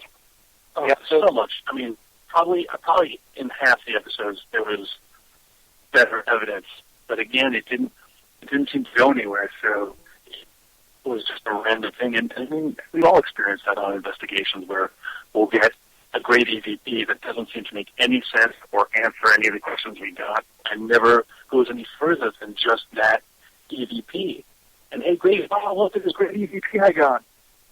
We're no closer to solving the mystery or closing that story. So, people post on their website, pat themselves on the back, hey, look, I got a great EVP, but what now? Where to take that? So, and again, the editors are not investigators themselves, so there were times where they're just looking for something, and they would pick the easier of the two. For instance, we investigated a bookstore in Tip City, Ohio, and there was this room called the Mystery Room where all their mystery paperbacks were shelved, And there's a reported activity of child spirits in there, so there's like lots of little toys and things in there. We placed some jacks, some animals, a couple of toy cars, and a ball. And we figured, hey, if we can get this, any of these things to move, that would be great. All right. Through the course of the night, the ball moved twice. It got knocked towards the bookcase. On the show, they only show it once, and they don't mention that it happened twice because, oh my God, that's just if it happened once, that's amazing. So the editors, because they didn't call out that it happened twice, they used two different shots. They didn't use the same shot twice. So in the first time you see it is one shot, and then when you see it again later, it's a different shot. So understandably, the ball's in a different start position. And the viewers of Paranormal TV, they're investigators. They are astute people, and that's what they made us. So they'll be like, hey, we're trying to pull one over, and ever since that Colorgate nonsense on that other show, everyone's looking to expose what's going on TV. I understand it, but I have to tell people that all the time, like, hey, whoa, calm down, put the torches down, put the pitchforks away, Sorry or bad, You're so right, though. We like examine it and replay it and freeze it on the TiVo. Oh my God, did that really happen? Go back. Turn it up. Did you hear that? No, I didn't. Wait, replay it. I mean, that is what we do. So, right, and you got to remember, none of these shows are documentaries. They're all the Cliff Notes version of what happened, and they need to be entertaining. So be entertained. Be excited about it. Be inspired. Oh, yeah. Don't be mad that you can't hear because of the music playing. And I mean, I can't speak for other editors, but in my work, if there's music playing, don't worry. You're not missing anything. There's nothing to hear. And it's true that TV's out for ratings. That's how the networks get. They get. That's how they get a fast paycheck. So they're going to do whatever they can to ensure that that TV show is successful. That it's going to benefit their best interest, which happens to be $1 million Mercedes. That's how everybody gets paid. I mean, everybody's got to get paid if you want to run it on TV. Of course. It is what it is. But it's cool. I have no problem with it because, I can sometimes when I see the show on reruns or they have marathons during the day, I look at it and I'm like, wow, who is that dude? It's almost like it happened to someone else, like it didn't happen to me. You laugh now. Because I'm looking at it and it's great. I'm like, wow, this looks so cool. Who is that guy? Who are these people? This is amazing. And, you're just insight. And I'm sure that when enough time goes by, you can watch Adventures and Hunters and all the other shows and watch it for what it is and not be so, my team does it the right way. We're going to do it right. So someone like L'Oreal. No, you're not. No, you're not. Stop it. You're not going to listen. I'm just not like that. I watch them all. I like them all. I know everyone out there is filming a pilot. Stop it. You're not going to reinvent the wheel. Unless you do it independent. I encourage all of you to go independent, film your own documentaries, put them on YouTube. You're not going to make any money, but you're not going to make any money on TV anyway. So exactly, do it. That is what it is. Now, since you started filming The Haunted Collector, have you grown as an investigator, intellectually and spiritually? Absolutely. Just being with John, he's got decades worth of experience that I've been able to learn from, pick up tips, just the things I've seen. And the guy's a magnet. So I've noticed that when I'm not with him, things are quieter. But I think that I've learned so much that I take with me now into my own investigations, and when I go on conventions and public hunts and stuff, I feel like, hey, everything I've learned from Ziggity, I can now take and give to everyone else. So, he learned from Ed Warren, I learned from him, and it's kind of that Socrates, Plato, Aristotle thing happening. Like, everyone's teaching someone else. That's great, though. I love it when that happens. It's all good.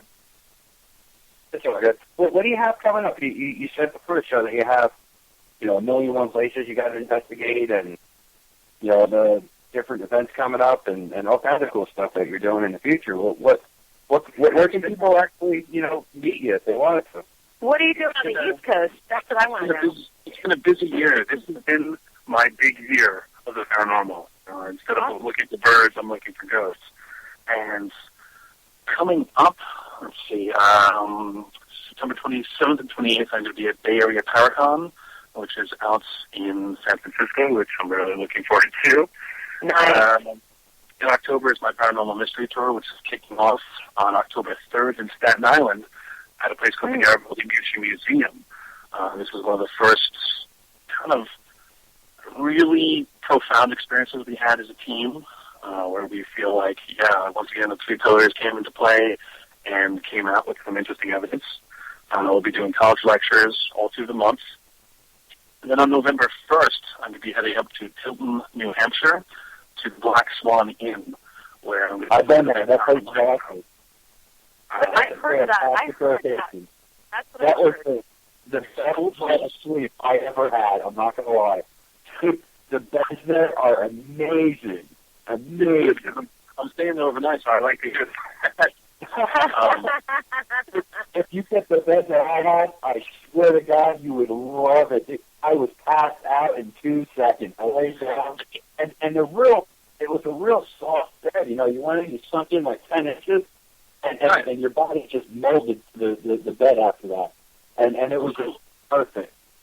The cool thing about this event is that, where so many of my other events are very scientifically gadget-oriented, this one, I'm keeping up with two psychics, Karen Tatro being one of them, so there's going to be a lot of the metaphysical there. And this is Danny Roberge, a.k.a. Danny Big Dude, is going to be showing up and showing up in Speckelbach. You'll hear a lot of stuff in that place. You'll hear a lot of stuff. End of November, actually, there's going to be a couple of other events.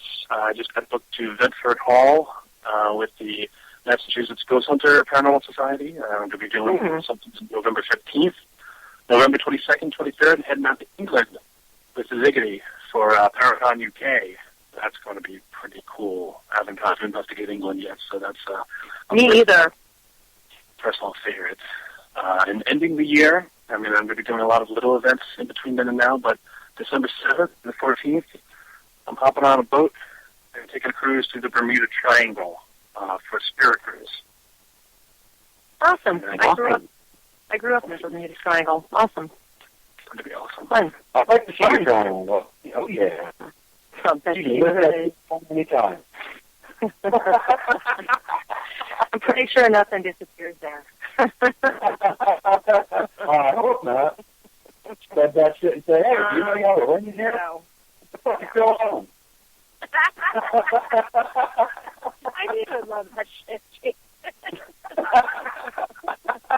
I couldn't resist the urge. I should just keep my mouth shut. You probably should. Nah. Well, you can open it. Just make sure there's no sound coming out. I'll throw it in. Don't put words in my mouth, though.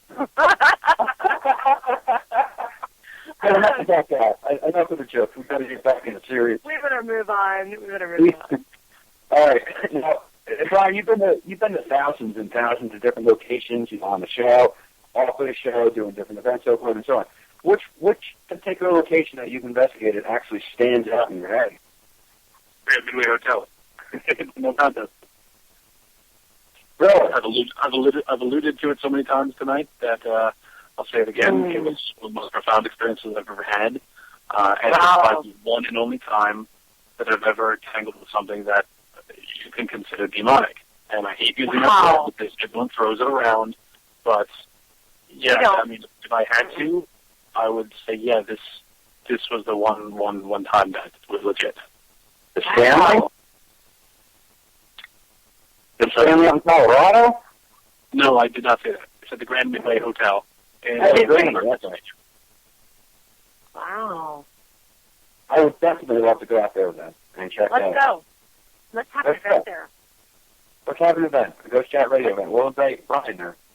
Let's do a live remote, and we'll have Brian go. There you go. We did that in 2009 for Scare. That's where we had our big experience. We went back there 2 years later for season 2 of Haunted Collector, which kind of built on the story, built on the experience, gave me a little bit of closure. And we're still friends with the owners, so we pop in socially from time to time. The bad thing isn't there anymore, thankfully. So things have definitely changed for the better. What's the belief that what was in there was demonic? What happened? There's not enough time left in the show for me to really get into it. Okay. You can go on the website and watch the episodes on southsection.com. Grand Midway Hotel. But like I said, the reason we felt that, the activity was connected to this one room. There's a specific reason for that. Permission was given and something was called in. We pretty much ran the gamut of evidence through personal experiences. We heard things, EMF spikes, EVPs, everything you could ask for, minus, head spinning around in pea soup. It's going to happen to us in that room. So, oh, wow. With our psychic with us, she was able to give us a lot of information that, we couldn't see with our eyes. But everything kind of checked out, everything lined up. The story continued to develop even until we went back with Haunted Collector. And like I said, going back there provided the closure that was needed for us in that particular case. And that's why now I'm not worried about it. But before then, I was somewhat terrified to think that there's this thing in that room. Oh, yeah. It's going unchecked. Yeah. That's awful. Yeah. What do you think is the most oddest thing that you've taken out of a location? There's been a lot of odd things, but I think one that stands out pretty consistently was this Native American fetish doll. Now, when it comes to haunted items, it's just energy. Energy settles on an object, and it could be either because it had significance to the person who used to own it. The item might not be haunted at all, but the item might be a catalyst for activity that's already dormant in the house. So it's not so much, hey, this locket is haunted, but its presence is stirring up something that was already in the house. So its removal will calm it down. But this fetish doll, the thing that stands out for me, when an item becomes haunted, sometimes, be it an act of free will or just random chance, like weather, sometimes it just happens, and you don't have much control over it. This doll, Native American fetish doll, is akin to a voodoo doll. Its creation and its purpose is to cause harm and bad luck to its intended recipients. Now, that didn't just happen, sticks and string didn't just fall off, and then coalesce to become this thing. Someone had to make that. Someone had to place it there, and with the intent to do harm. And that's human evil. How do you combat that? Like, hey, comes out to us, we got the item out, but the person who made it is still out there. And that's what's scary to me. Yeah, that is scary. Yeah, there's a lot of nasty people out there that have bad intent that will try to do things like that. Most of my family's from New Orleans, so I know all about voodoo and doing things like, I'm not into it at all, but I know all about things like that, and I definitely believe that it's true, it exists, and it's evil. That's creepy, really creepy. So what did you guys do with that when you took it out?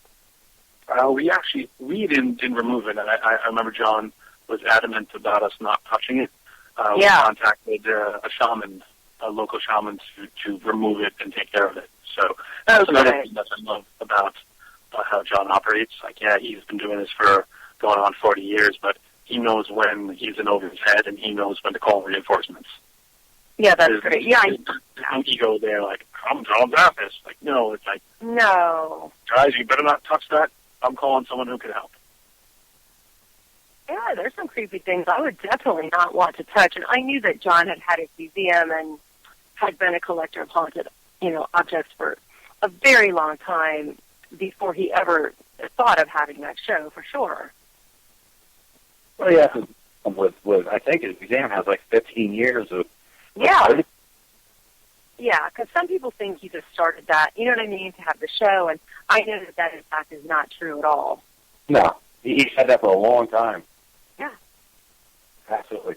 By the way, if anyone has a voodoo doll with me, my ass itches. Can you please scratch it? I'm gonna get one made special. Excellent. Whenever I'm in Walmart or something like that, just please scratch my ass for me because, sometimes that itches and I don't like doing it in public.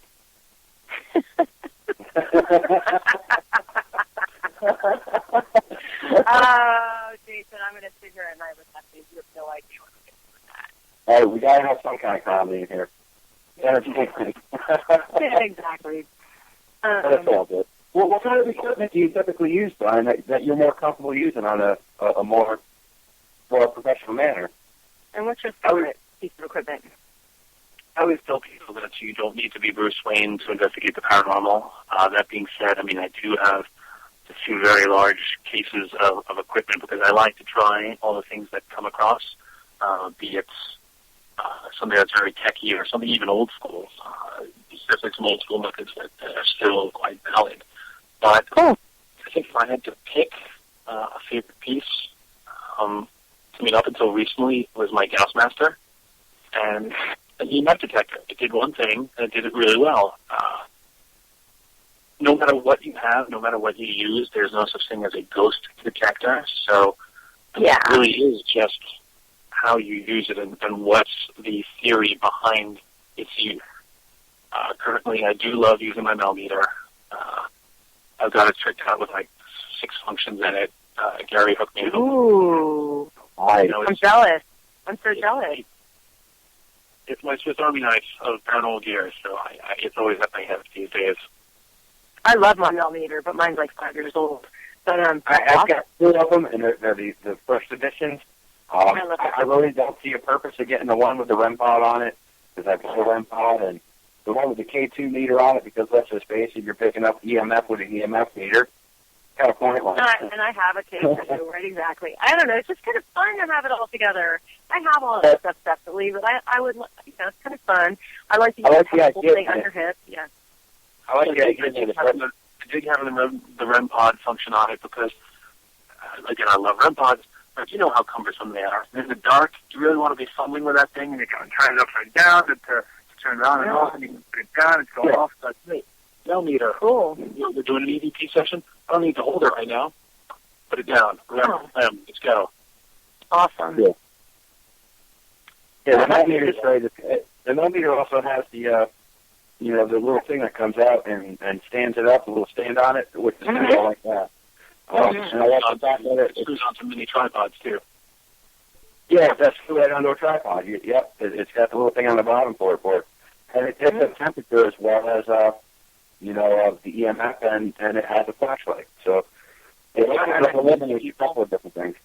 What I would recommend is that no matter what you use, and I know some people are more adept at certain equipment than others, like, again, my buddy Chris. He's better at the spirit box than I am. Like, he's more in tune with it. Now that he's no longer a skeptic, he's really finding that he's using it not. Whatever piece of gadgetry that you use, get to know it well, get to know it inside and out, know what makes it tick. If you have to take it apart and rebuild it, know it. Know the theory behind why you're using it. And I think if you do that, you'll be satisfied with the results you get. I agree 100%. I've even said that on my show many, many times. If you buy something, no matter what it is or how it is, and I do encourage people to actually try to go cheap. If you can find it at Walmart or at Home Depot or something like that, go for it. But when you get it home, try it out, not on ghosts, but walk around the house with it and find out what's going to make that device go off. How is it going to go off? And then know why you're using it out in the field. Absolutely. And I told Gary that I told him, I said, look, Gary, one of these days I need to come up to your lab and I need to build my Melmeter from scratch. I want to put it on the motherboard. I want to solder it. I want to know why this works and how it works. And one of these days I'm going to do it. I just have to find time. I don't know when that's going to happen because you are really busy, but that would be really fun. I mean, that's a cool thing to go do. You know, I noticed that lately a lot of the guests that we've had on the show, like, nobody really seems to like to take a lot of pictures, but I really do. It's important for me. Like, I really like to have my camera and, like, I like the pictures that you send too, Barry. You're not supposed to talk about this. This is private. But I like to shoot off a lot of pictures while I'm walking around in an investigation at any location. You know, before the investigation, tons during the investigation. I really do, and just like, I mean, sometimes I get really cool stuff, but I don't know why I'm noticing more and more lately that nobody really talks as much about liking to take pictures a lot. So I think it's nobody's favorite. It's nobody's favorite thing, you know. I think it's because over the past course of the last couple of years, a lot of the assholes have been coming out and literally shooting down every picture that gets thrown out to the public. So I think that's reluctant.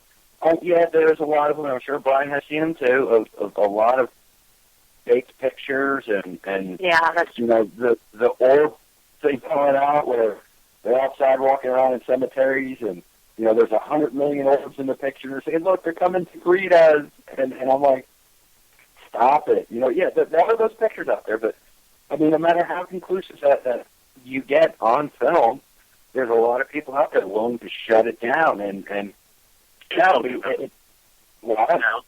here's something. I agree with you, and that's probably why a lot more people aren't taking pictures. I mean, personally, I often forget. I'm so busy with all the other gadgets that I forget to take pictures, which is why it's good to have other team members who do. But here, everyone who's listening, go to Home Depot, spend $2, and buy it's just like this little thing. It's actually for the garden. You put it in your house and you put it outside, and it detects the temperature, tells you what the temperature is, and the humidity. And the humidity is important because I can't else all the collected fingers we have and fingers and toes we have in this conversation right now. How many times I've got you're in a house and someone goes, look at this, look at the orbs. I'm like, well, that could be dust, that could be moisture. Oh, but it wasn't raining today. So is moisture in the air. There's still moisture in the atmosphere. It's part of being alive. It's part of being on this planet. If you have one of those little things and it shows, okay, there's 65% humidity in here, that could speak directly to all your orbs in a scientific manner and not just guessing or I was walking around or it didn't rain today. You can actually have data to back you up that, all right, it's only 10% humidity in here. Why are all these orbs here? Interesting. Right. And of course, I live in the South and close to the swamp, so oh my. You really do. I'm in Louisiana, so, and I've always lived in the South, so you really do have to be, if I'm in a cemetery and it looks like there's 5,000, or, please, I know that that's not that. If I'm in an old textile factory or an old leatherworking factory and I have one singular, very bright orb coming at me down the stairs, maybe I might think it's really interesting. I might really think it's something, but I'm probably not going to post it on Facebook because I don't want to hear all the haters shooting me down. But I do really like to take pictures, and I kind of enjoy it when I get something that looks kind of cool like that. And there's some other things that are, more interesting than that. Of course, they're not orbs. But yeah, I hesitate to post stuff online, but I really love taking the pictures. I dig it.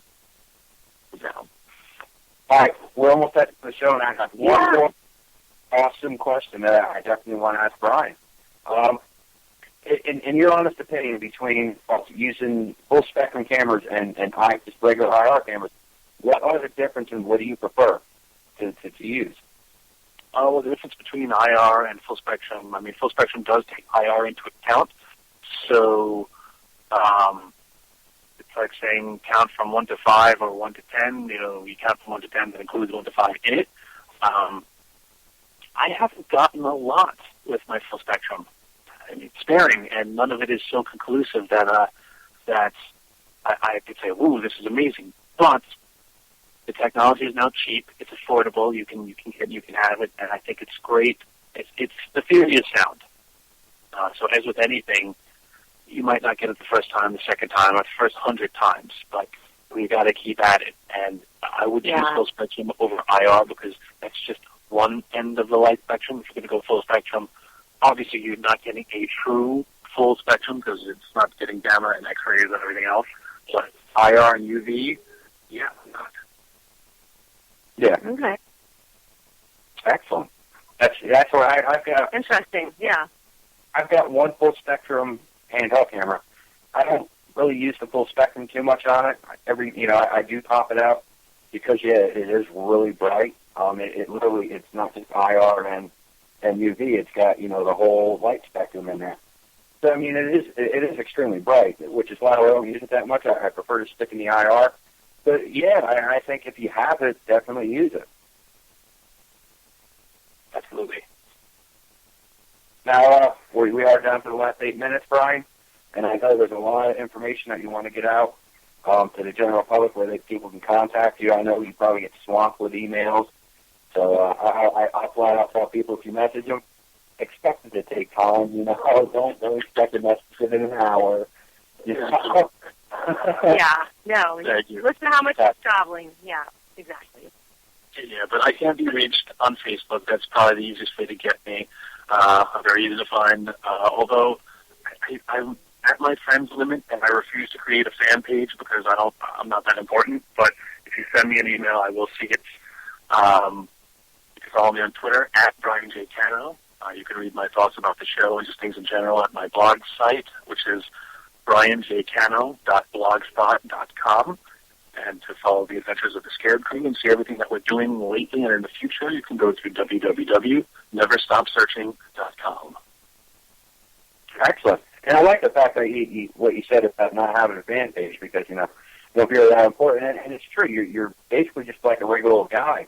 And in all honesty, I gotta say, out of all the celebrities, I guess you can say all the big time name, people that I've had on my show, and I've had tons of them from damn near every single show out there. Literally, I mean, you're the only one that's more reluctant to sit down and say, "Hey, man, what's up? How's it going?" I look like you buddy, which is kind of cool. You don't have that holier than thou attitude. So, people, I'd recommend it. Give him a shout out and chat with him because he is a cool dude. Thanks, man. I appreciate that. Yeah, no problem.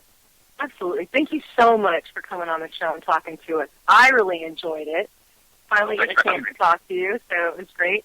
And anybody that wants to get a hold of me, you can find me on Twitter, Pinterest, Instagram, Facebook, under Joe Hauntz, JOHAUNTS, or on my radio show page, which is Jodi Joe Hauntz Smith. Yeah. So look for me there. Or Ghost Chat Radio fan page, because we'd love to see you there. And yes, we do have a fan page now because we're holier than thou. That's because, let's face it, there's two of us hosting, and I don't want to read Jodi's messages, so we come together on the fan page. that's my comfort zone where we can come together in a more professional manner. Wow. Okay. But you keep sending me those cool messages, Jay. That's all right. I'm proud to go to the fan page or not. Good. I'll try to stop posting that stuff there. But seriously, if anyone wants to go, check me out. Just looking up on Facebook. That's the easiest way, much like everyone else. Jason Stanton. If you want to send me a message, if you want to be a guest on the show, if you want to sponsor a show, if you want to just, find out how good these breasts are, I have that information. In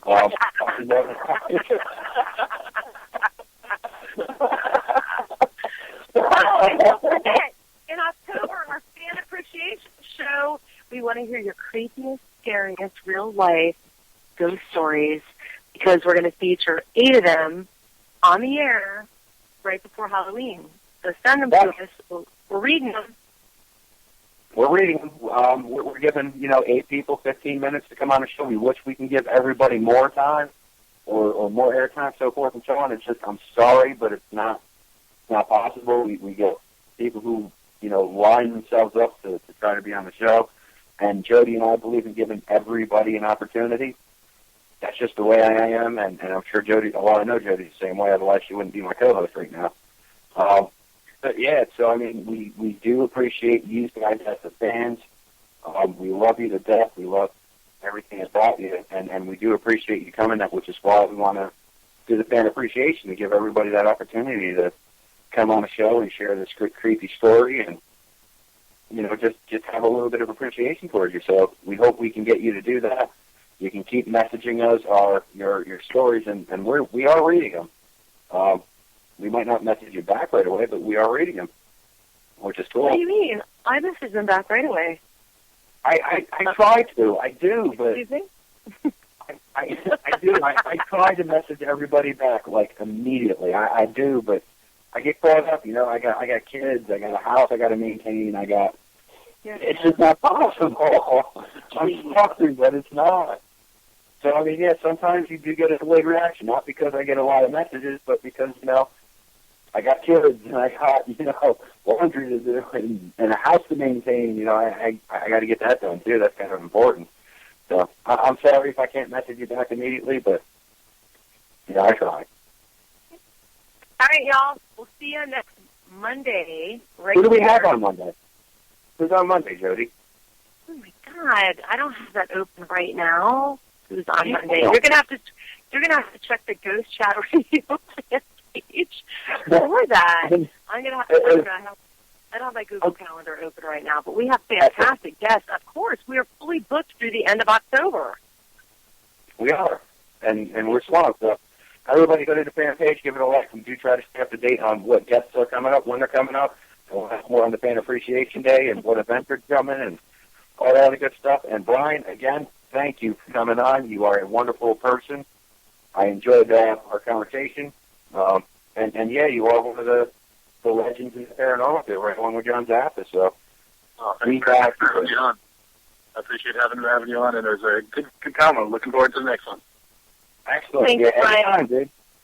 Thanks, Brian. I hope I get to meet you at an event this season. I'll look forward to that. So do I. Take care. Have fun. We'll see you soon. Take care. Later, all. Bye.